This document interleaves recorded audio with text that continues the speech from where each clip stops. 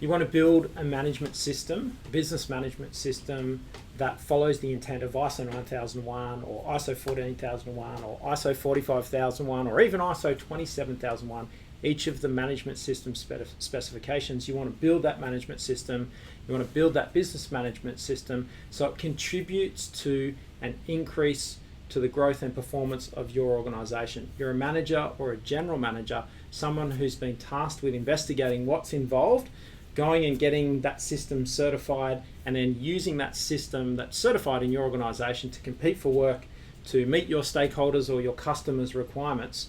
In this episode of Best Practice TV, we're talking about processes and what you're actually building, what the business management system does.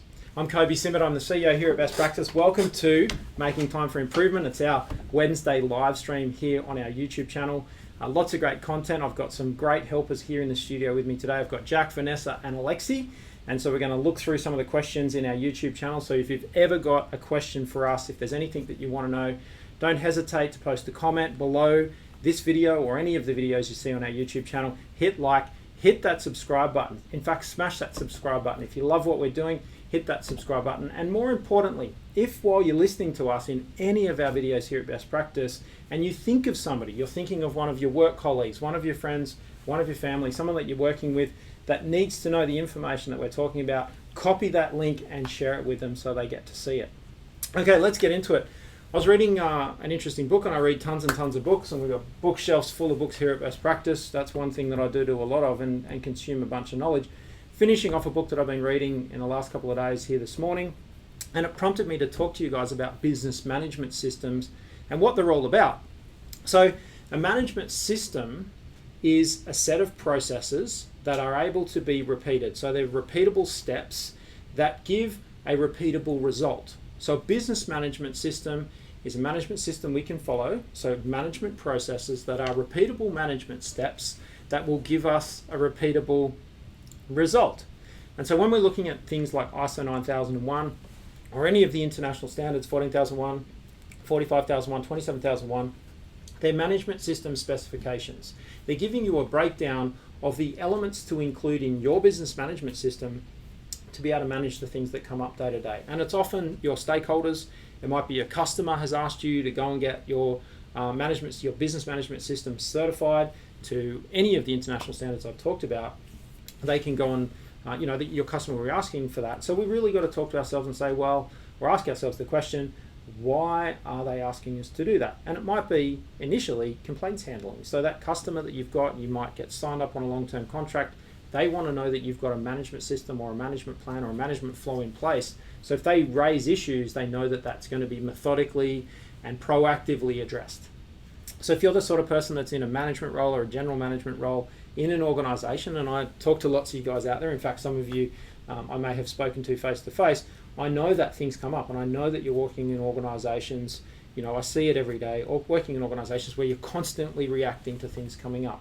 So building out your business management system, it's about anticipating the things that might come up in the future and thinking about how you're going to manage those things in advance. So thinking about the consequences of your action and how you're going to manage some of those scenarios that come up in the future.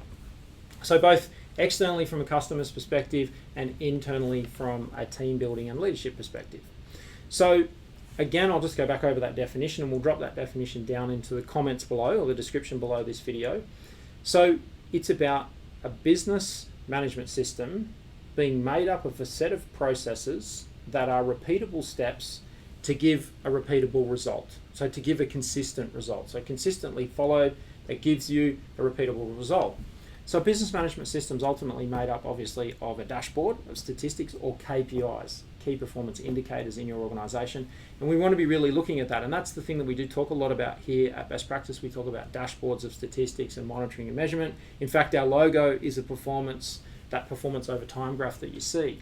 So I want you to be thinking, okay, how do we get a clear picture of our organization's performance? Then once we have that clear picture, for example, what are the top 5 or top 10 KPIs that we're going to follow, that we're going to record and report in our organization and we're going to follow. And then we want to use our business management system to guide the performance of that particular statistic. We want to have maybe, processes to follow that can give us that repeatable outcome, if that makes sense. So as we go through that process, we can say, all right, well, particular scenarios might come up, and a modern piece of language we're starting to use is obviously risks or opportunities. So the standard's now talking about risk-based thinking and talking about opportunities. So I've been encouraging people that I've been speaking to in the last couple of months to have a look at or consider doing a SWOT analysis. So looking at strengths, weaknesses, opportunities, and threats, and then asking the question, what are we doing about each of those things? What are we doing about or with our strengths? What are we doing about or with our weaknesses? What are we doing about or with our opportunities? What are we doing about or with our threats? And so that becomes your action plans, if you like, and the processes you can build out, or the plans you can build out and execute to address those issues that might come up in the future. So I didn't want to get too far into that today, into what a management process flow might look like. That's covered in lots of other videos. Recent video that we've covered in a live stream, I think either last week or the week before. If you look back 2 weeks, we'll drop the link to that in the description below this video or the comment. So if one of you guys here helping me today can remember to do that, we'll drop that link down for you, which was talking about how to build out the self-improvement system. That'd be a great video to watch. What I wanted to talk about today was, well, what does it look like? So I wanted to show you what we use here at Best Practice. And so I've pulled out my iPad and I wanted to show you, and I've jumped through a couple of steps, but this is the Best Practice intranet. And so, yes, we've got a regulator, and ordinarily I don't talk about having lots of policies and procedures in an organisation, but because we've got a regulator here at Best Practice and they come and audit us, we do have policies and procedures. But this is essentially it. So you can see the documents loaded. It's a Google site, really simple to build. It's a secure Google site for your organisation. Have a look at Google Sites, really simple, gives your team a place to go and access this stuff. And then what we've got is some of the manuals that we have here at Best Practice, some of the policies. But what I wanted to show you was our different processes. And we've got our sales process, our marketing process, our operations process, and we're progressively building that out. There are often parts of our business that we don't often document, and many businesses don't do that, but we're starting to capture our winning formulas. So our process being those simple, repeatable steps that give you a repeatable result, our winning formula that we call it here at Best Practice, that you can start to have a look at. And so, for example, if I click on that, that's going to give me my sales process, and here it is just uploading. Google's a little bit slow this morning because we're live streaming to you guys from our internet connection. So here's our sales process, and what we're starting to see is we've got a really simple flowchart. Really simple. We can print that out and we can scribble all over it as we start to understand what steps of that process might not be working. So I just wanted to show you that. That's how we use it here at Best Practice. This particular document's 1, 2, 3, 4 pages, 5 pages, but the real content is only really 3 pages. So it's this page. Talks about getting an inquiry, verifying what the lead is, what the category is, and then is it a potential client, and then we go through our sales process and how we treat that sale. So it's something that I want you guys to think about when you're building out your business management system. I ask you to think about your critical processes. I ask you to think about what you can define for your team so they've got those repeatable steps to follow. That helps your organization to scale. It's about delegating and elevating yourself to levels, so that you can empower and obviously grow the people around you and the team members around you. So that's what I want you to start thinking about. Think about what your business management system looks like. What might be 5 key process flows, little flow charts that you could document. If you need help documenting those flow charts and you want to reach out to us, we can help with that. Definitely ask a question or post a comment below this video if there's a particular process flow that you'd like us to cover in one of our videos. We do from time to time choose industries, and we do the high level process flow, but it's something that we can do here. We've got a team of people, so if we're not helping you with certification, or even you want some guidance and advice, we can teach you how to do that. We can teach you how to document your process flows in your organization, work with your key stakeholders.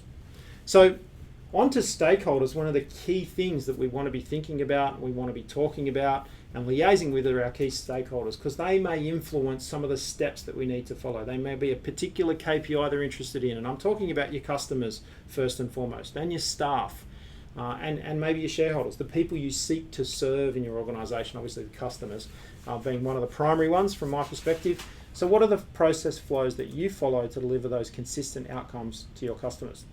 So think about that stakeholder analysis. Think about whether you've got regulators, whether there are codes of practice, whether there are guidelines, whether there are any legal or other requirements you need to follow. Have a think about that. You can start to build that into your process flow.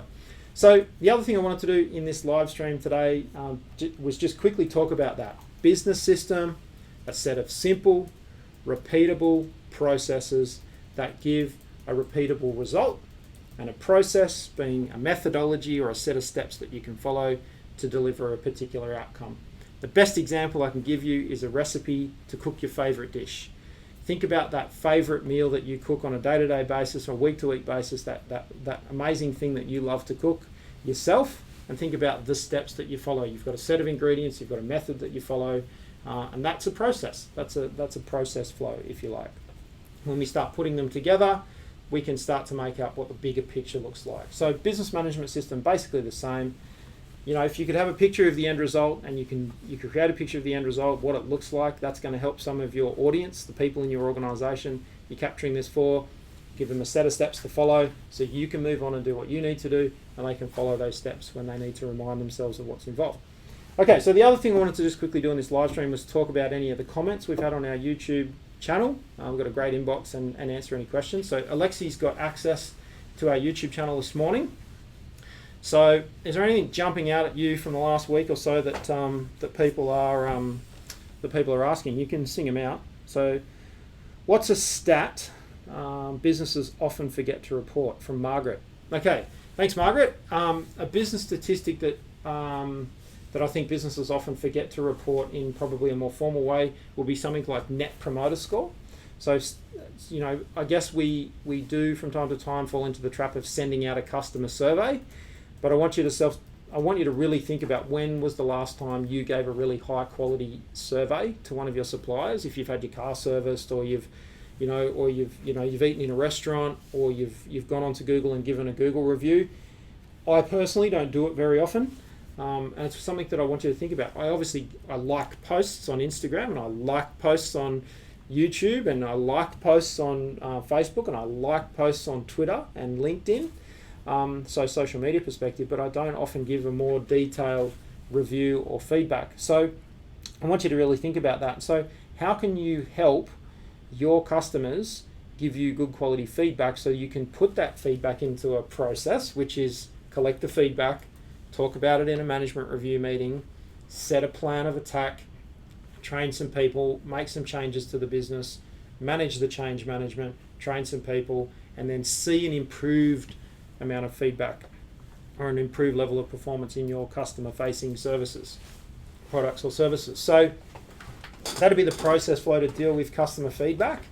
And it's definitely a statistic that I think is not well handled in many organizations. Obviously lots of websites are helping us with that now, like things like Google reviews, Facebook reviews, those sorts of things, because you have got customers or potential customers that are looking for that social proof. They're looking for social proof from the market. They're looking for testimonials. They're looking for reviews to get confidence because they're taking a risk. They've never worked with you before, and they're taking that risk of working with you. And I want you to really be thinking about that, thinking about how you can help those people feel more confident in buying your products and services. Obviously making your brand remarkable, which is a brand worth remarking on, or think about what's the 5-star version of what you do, and who are the people that you seek to serve, who are the people that you really like working with that are going to value what you do and pay you to do that, because that's part of that value exchange that's very, very important. Really easy to do lots and lots of stuff for free, and I do lots and lots of stuff for free, trust me, but I really want you to start to think about who are the people that really value what the information you've got, what you've got to do, what you've got to give. So have a think about that. Okay, thanks Margaret. So that's a great statistic. I think there's a couple of others. As an entrepreneur, many entrepreneurs often forget to look at profit and think about profit as a percentage. And I think that's really important. It's sort of one of those things that a lot of people are too scared to talk about for fear of other people getting jealous or envious of what's going on. So I think it is important for a business, because we are in business to make a profit, or it's certainly, earn an income so we can fund our lives, and that goes for staff, it goes for the business owners, the shareholders, and I think that's often something that's not talked about. Entrepreneurs will typically focus on top line, and I'm guilty of doing that, but bottom line is really what's important, at least, understanding how you're going to manage the bottom line of the business. Another one, what do you got? Okay, want to keep it simple, but my business is expanding rapidly and I'm struggling. What kind of things can I keep in mind to simplify complex systems? Garrett. Thank you, Garrett. Thank you for the question. In terms of simplifying things, I think it's really important to think about what your management cycle looks like. And for rapidly expanding business, I've got 4 questions that I'll typically talk to people about. So, Garrett, I want you to think about this. How do you keep things simple? Well, the simplest thing to do is to build a response framework so that you can respond, not react to things. And that is part of building out a quarterly management cycle, or quarterly management planning and action cycle. And what that looks like is setting 4 quarterly meetings for the year, or night. So you can talk about 90-day plans. You can say, well, there's 30 days in a month, 3 months. We talk about 90-day plans, and you've got 4 90-day plans in a year. So I want you to think about that. So the first thing to do is to set 4 meetings in the year. So break the year out. Now pick the key influencers from your team. So it might not necessarily be the managers that are very close to you, but it's about identifying key influencers and the key people that you can bring on board as champions to help manage change through the business. And it's about getting together once every 90 days or once every quarter and following a set agenda. In the ISO standards, we talk about management review. So this is the time for management review. Management review quarterly.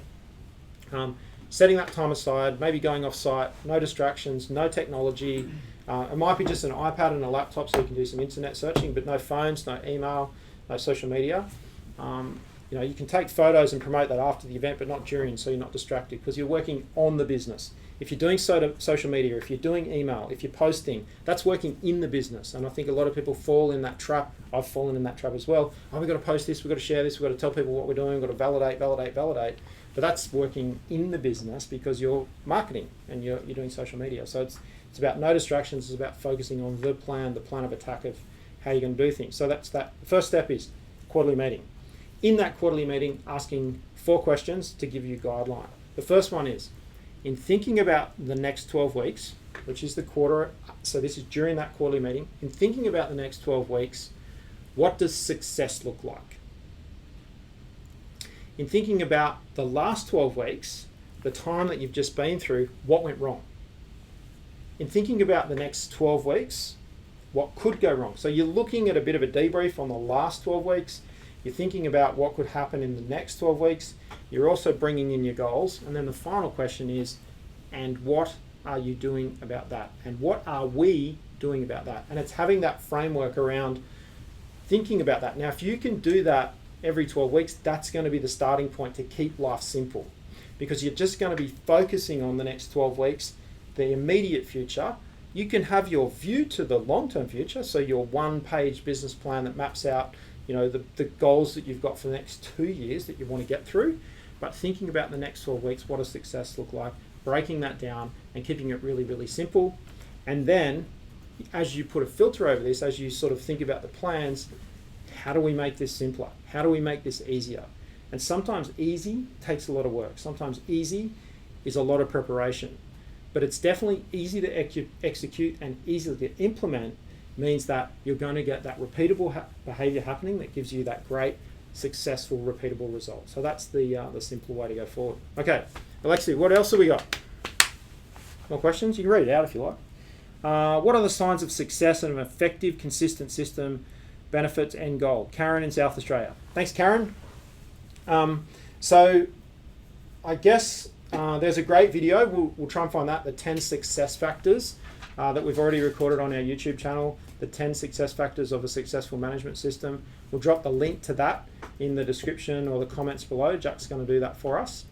So I think there's a couple of things. I think the first thing is that if you're tracking key KPIs, you're stabilizing those. And in 2018, here at Best Practice, there were a lot of numbers that were high and then low and then high and then low and then high and then low, and we were constantly reacting. So our sales were down, then we would react to that. And then our sales are up and we'd sit back and go, wow, that worked.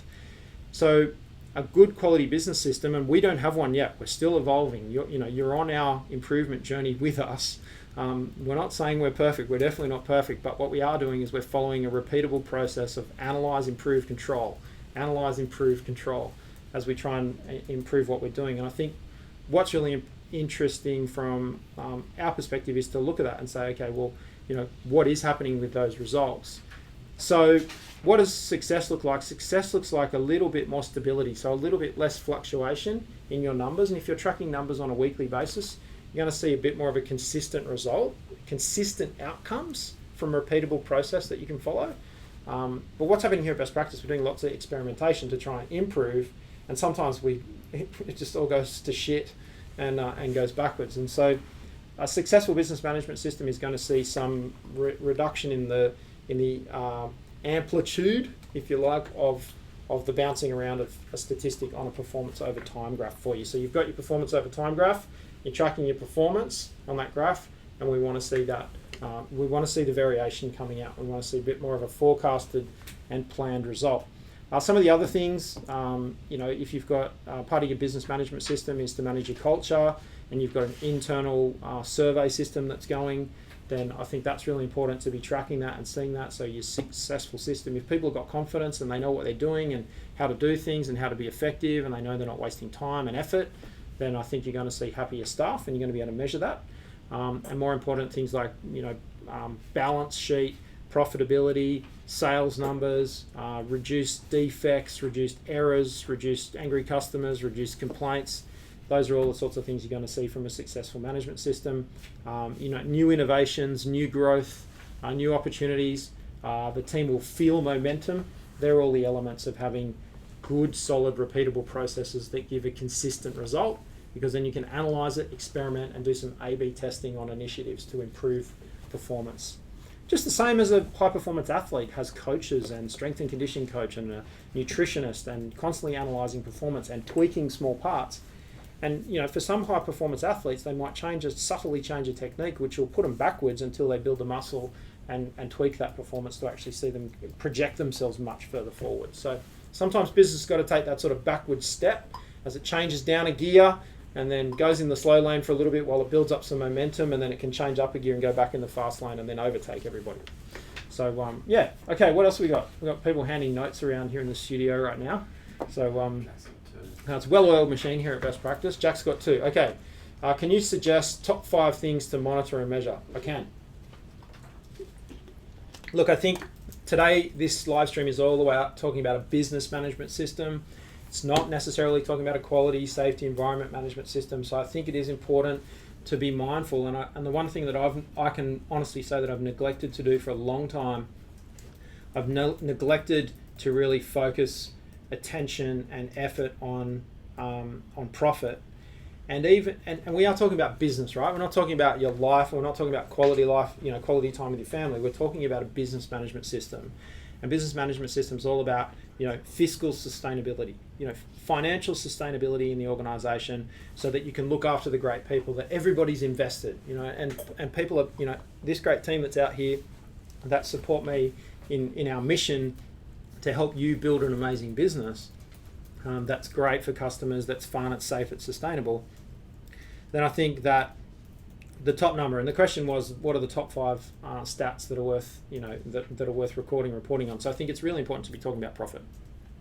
And there are some financial numbers that are often, a struggle. And I think that when business coaches and consultants walk in here at Best Practice, they say, what's going on with your profit? What's going on with the accounts receivable? So I think that there's many businesses that fall into that trap where they're not managing their accounts receivable. I think the other one is, how are you managing your marketing, and what are the repeatable activities from a marketing perspective, the repeatable formula, the formula you follow to generate leads in the business. What's the repeatable formula that you follow that then converts those leads to sales and also has some of those leads self-selecting? So I'll just quickly summarize. Profit, accounts receivable, I think is really, really important. Starting to then look at number of leads, dollar value of sales, and obviously have a process flow that sits beneath each of those. Production or productivity. So if you're a products business in terms of selling units, you're starting to look at units sold, units not sold, units sold by revenue, so that you can start to see if there's a particular product that's not serving the people you seek to serve, they won't buy it. So if you're an apparel company, for example, one of my very good friends has an apparel company, and we were talking just before the festive season, the Christmas break here in late 2018, we were talking about, some of the products that are amazing products, and we thought they were really, really good, but the people that he seeks to serve just weren't buying them. And so it's really important to be doubling down and saying, well, who do I seek to serve? And starting to look at those units in production. And here at Best Practice, for one part of our business, it's all about our team and the numbers of hours and utilization, so tracking utilization. So utilization of your assets on your balance sheet. So that's when balance sheet comes in. Balance sheet comes in and talks about how, what's the total value of your balance sheet and how many times does that cycle through your revenue.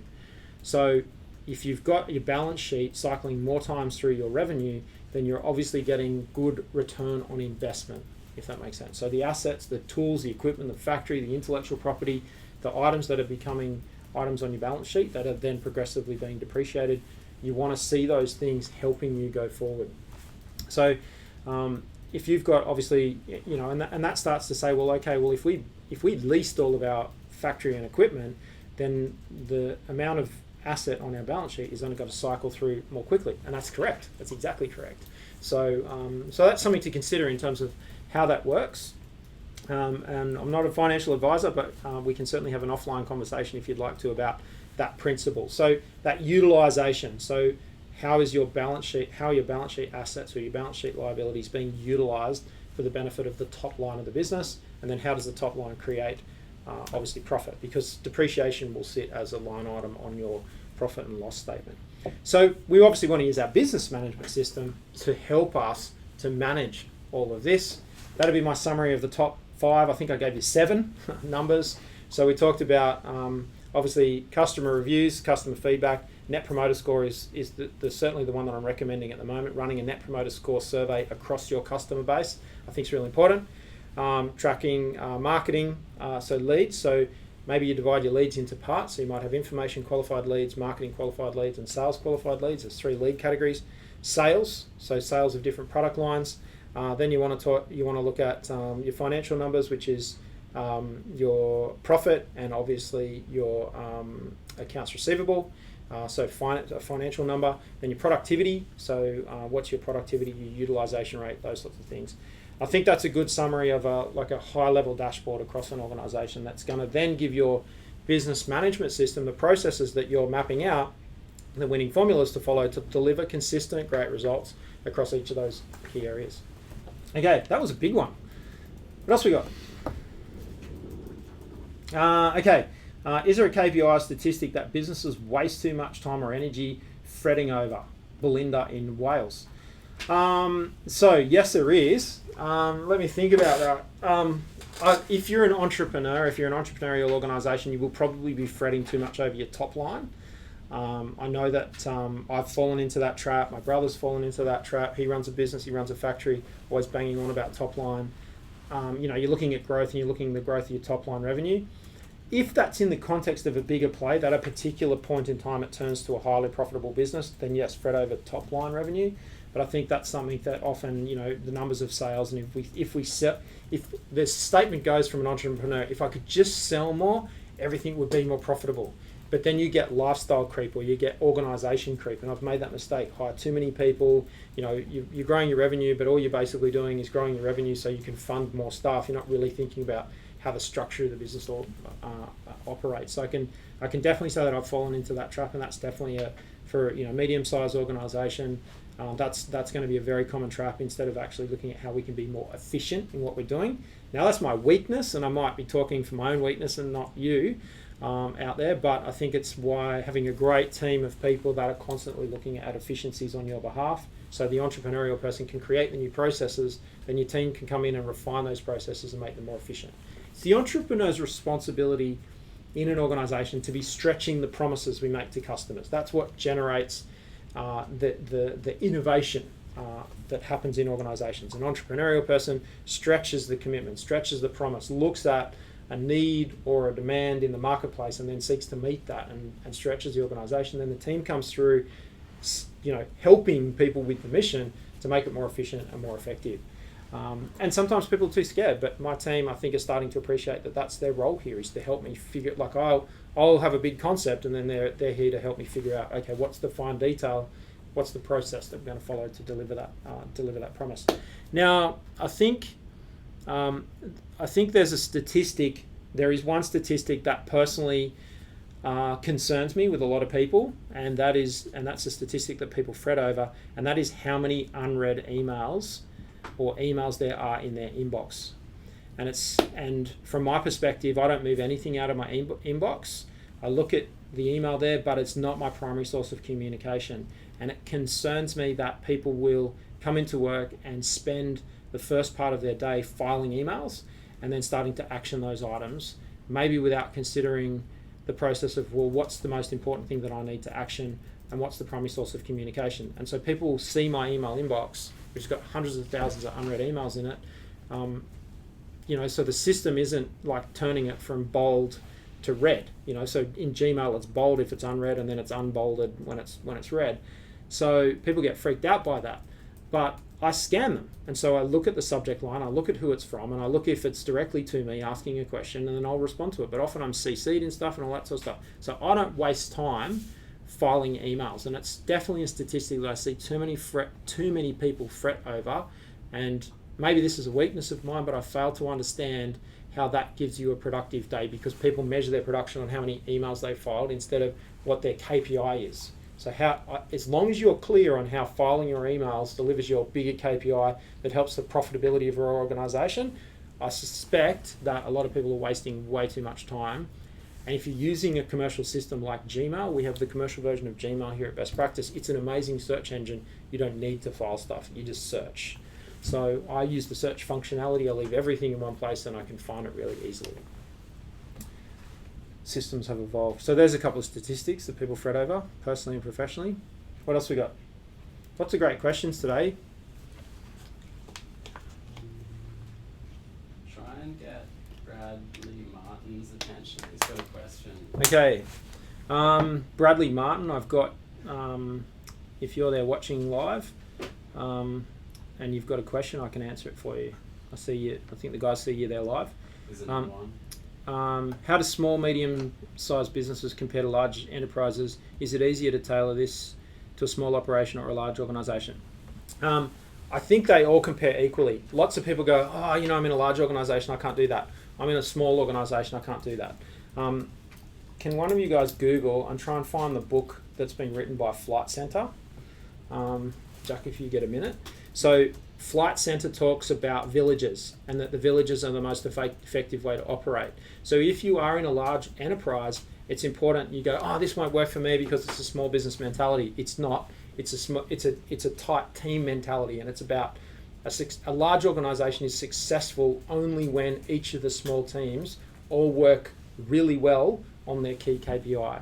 And so Flight Centre has documented this, large international organisation. They've documented on, I think it's pods of 7 people, teams of 7 people. So if you're a large organisation, a medium or a small organisation, it's about breaking yourself down into teams of 7. And even small organisations, you go, well, I've only got 3 people, I've only got 4 people. That's not correct. You've got your accountant, so that'll be extra part of your team. If it's a family business, there's going to be the husband and wife and the kids and it's going to be the grandmother that's doing the babysitting of the kids while the other 2. So that's your team of 7, and it's about effectively delivering that outcome. It might be, the cleaner that comes to clean your house if you've got one, or it might be, your dentist, or it might be your barista, or it might be your best friend that you bounce business ideas off if you're a small organisation. There will be a little village or a tribe of, I think it's 5 or 7 people. So can we find that Flight Centre book? What's it called? I don't know what it's called. It's my phone's broadcast. I googled Flight Centre published book. I couldn't. Flight Centre Villages. Oh yeah, here we go. Family Village Tribe. The story of Flight Centre. Family Village Tribe. So the book's called Family Village Tribe: The Story of Flight Centre. So it is by Mandy Johnson. So have a look for that. We'll drop the link to that. If we can find it on Amazon, we'll drop the link to that book. I'm going to order that book because I haven't got a copy of it in the office at the moment, straight after this live stream, and I'm going to go through that. But there's a key number. If you can maybe try and find that. So Family Village Tribe, what's the size, group size? So their business is divided, it's a very large organisation divided down into small groups, and they can, in that small group, they can just focus on and nail their numbers. So it's a fantastic example. So I hope that answered that question. Did we get a question from our live audience at all? Not yet. No. Not yet. Okay. Anyone watching live, if you've got any questions, we're live today, and we live every Wednesday. We're live doing a webinar once a month. So if you want to join in on our webinar, which is more of our advanced principles and techniques, jump onto www.bestpracticeeducation.com.au. That's our training site where all our training courses are and our training academy is. We've got courses on ISO standards. We've got courses on internal auditing. Our free magazine. So our free magazine certified, which is disappeared from the bookshelf again, up here or over there. Hang on a second. Here we go. So current edition of certified, and in the back page of certified are the monthly live streams, which are our webinars. So if you haven't got yourself on those, you need to go across to the Best Practice Education website. So even if you do a Google search for Best Practice Certification as a Google search, that's our main website, and then hit the training button, hit the big blue button that says sign up, put in your name and your email address, and then we'll send you out the invites to our monthly live streams, which are absolutely fantastic. Last month we had 200 people live, which was great questions, great interaction with everybody. But we are live every Wednesday, so look out for that. And you can follow me on LinkedIn. So I'm trying to post every day on LinkedIn, just tips and tricks and quotes. So look for @KobeSimat on LinkedIn. Send me a connection invite. If you need my email address to do that, it's kobe@simat.com.au. So my first name my last name.com.au. If you need an email address to send me an invite, you can do that, and we can be connected on LinkedIn. So happy to help. I'm always here to help. Lots of answers to questions if I can help you. We've got another one. Okay, what's your number one takeaway from this? What should I know to do or not to do? Neville. Okay, so my number one takeaway is 4 questions. In thinking about the next 12 weeks, what does success look like? In thinking about the last 12 weeks, what went wrong? In thinking about the next 12 weeks, what could go wrong? And what are we doing about that? And having that conversation every 12 weeks, I think is really important. And it's prompted me to even think about my number one takeaway, which is I'm going to actually do that for some of my personal goals. Because I sat down last night and I revisited, it's the end of a quarter for me, and I revisited some of the big ticket items that are taking me a long time to achieve because they're big, amazing items. But there's a bunch of small stuff, and the small stuff that I focus on, daily, weekly, monthly, goes into my book. And I carry these books around, and I've got thousands of them. They're the secret to my success. To-do list, all the little things that I'm doing. I identify an issue, it's what I'm doing about it. So I want you to think about that. More and more as time goes on, I'm delegating a lot of these items, and I'm going to run straight into a meeting that I'm 5 minutes late for, and I'm going to talk to my systems team and my process team about what they're doing to help with our technology and running this amazing operation here. So I'm going to wrap it up. Thank you very much for everybody who joined us today. And if you're seeing this after the live post, look out for our live streams on Wednesdays. We're in Australian Eastern Standard Time. It's generally about mid-morning. We're in Sydney, Australia. So welcome to Sydney, Australia for any of you guys that are watching from around the world later on. Look out for our live streams, Making Time for Improvement. Today was all about thinking about a business management system being a set of simple processes that can be easily followed and repeatable steps to give you repeatable results. We can look at that and improve our performance. My name's Kobe Simat. Thank you very much for watching Best Practice TV. If you love what we did here, throw us a comment. If you've got a question, throw us a comment. We see that in our YouTube inbox. Smash that subscribe button, smash that like button. And if somebody needed to hear the things that I was talking about today, copy that link, email it to them so they can watch. And we'll see you right here next time on Best Practice TV. Bye for now.